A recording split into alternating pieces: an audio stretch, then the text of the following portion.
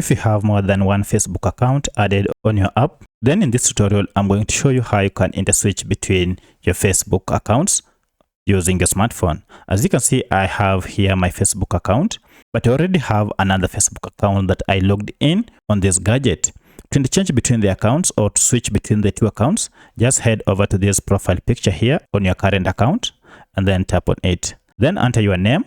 You will see a drop down here. Go ahead and tap on it.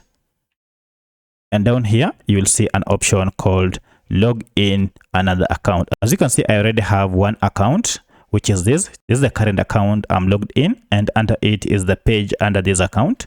But I also have another account that I would like to interswitch. To interswitch, just go over here on log into another account and then tap on it. And now you'll see your two accounts that you have.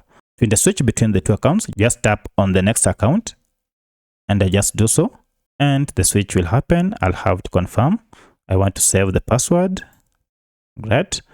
And now I'm on another profile. So that's how you interswitch between two or more accounts on Facebook.